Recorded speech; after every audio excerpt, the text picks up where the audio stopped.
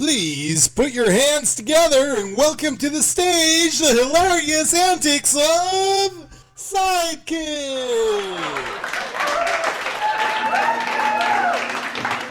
You know, all these experiences, I don't know if they've left me a little traumatized, a little paranoid, or I don't know, a little crazy, if you want to call it, but all I think about is poop lately. I mean, always. I'm always thinking about poop. For instance, yeah, I know, it sounds crazy. For instance, I still measure myself off of what kind of quality material is coming out.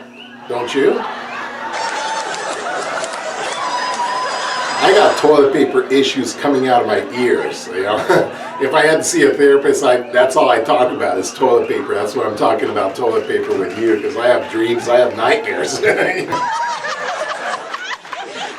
This is the way that it was when I was growing up, let me tell you.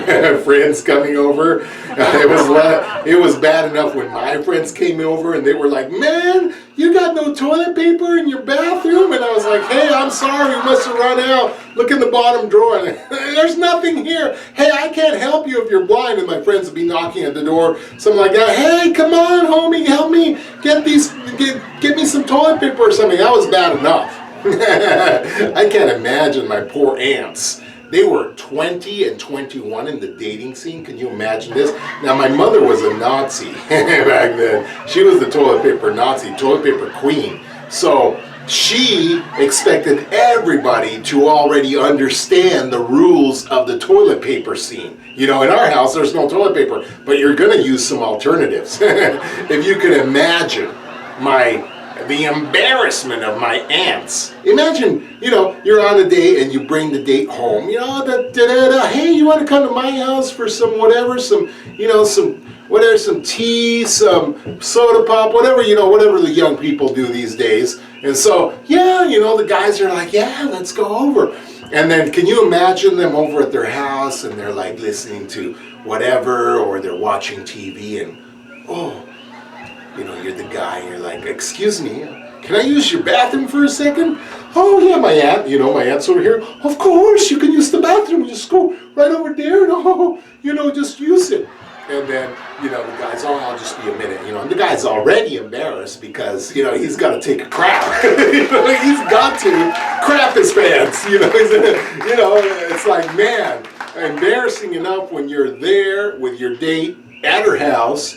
It's a double date because my aunts would always go together. And you're what? You're having to crap your pants. So you can imagine this guy. Okay, I better make this fast, And then my aunts look at each other.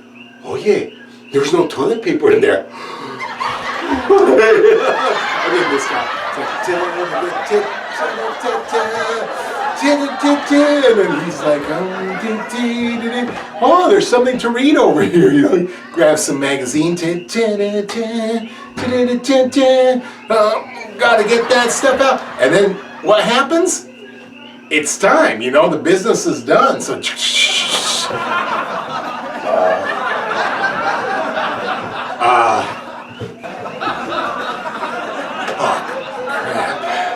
and then you can see the guy, with his pants down to the floor, and he's looking around, looking in drawers, where the hell is this stuff?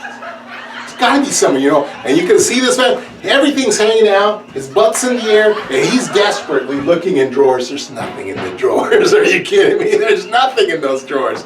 Anyway, finally, after some time, the guy gets some courage, okay? Get some courage. So he's like, "Excuse me!" No answer. "Excuse me! Excuse me!" No answer whatsoever. He's like starting to panic here. He's, embarrassed himself. Everybody else, my aunts, mortified. They're not gonna say anything. Guys, "Excuse me!" He finally gets a courage to open the door. Crack the door. "Excuse me, there's no toilet paper in here." Everybody pretends that they're deaf.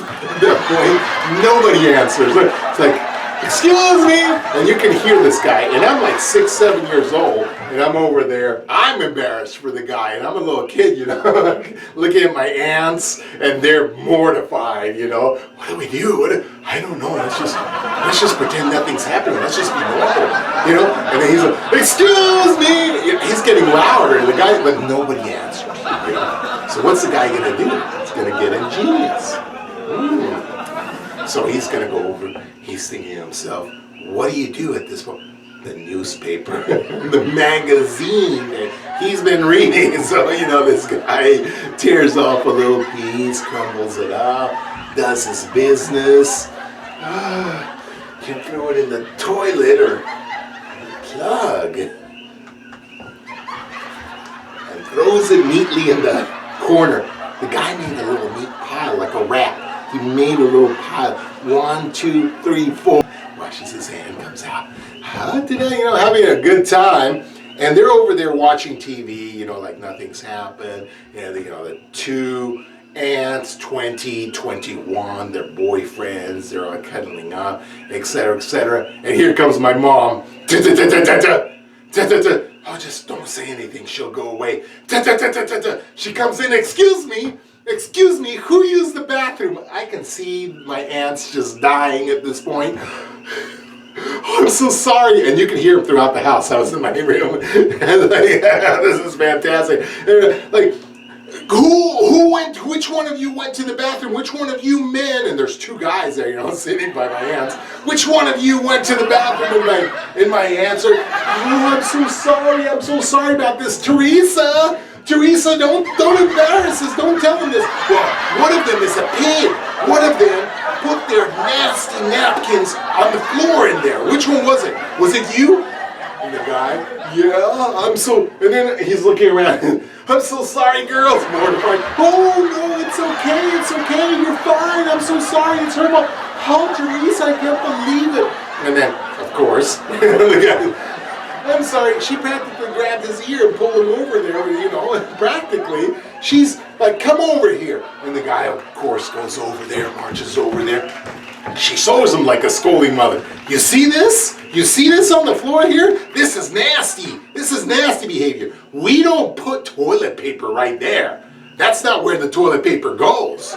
Hasn't anybody taught you anything? And he's thinking to himself, he's not going to talk back at this moment, but he's thinking to himself, yeah, toilet paper goes in the toilet, man, but this is not toilet paper. She keeps on going, toilet paper doesn't go there. Where do you think it goes? And he's looking around, there's no basket anywhere, there's no trash can. So he looks at her, and she's like, she says it as though he's supposed to know. Right here. And there's a little trap door. It's fantastic. You see, in Mexico, we are so poor that our showers, they didn't run hot water all the time. There was this contraption, this heater, and it was like an on-demand heater, but nothing like you have here in the United States. No. This thing ran on, you had to burn stuff inside of it. So usually, you would have to go to the corner store, run over there as a kid, because they'd send the kid all the time, and that was me, you know, and you'd have to buy a little kind of a log thing, and that was like $1 or $2, so that was a lot of money. That was luxury time. And you'd get this little loaf of bread, and you'd shove it in there, light a match, and you know, that thing would burn, and it would heat up the water, and there's your shower. But most of the time, people didn't have $1 in their pocket, you know what I'm saying? So what they did, most of the time was, you know, and it goes in there, and you burn it.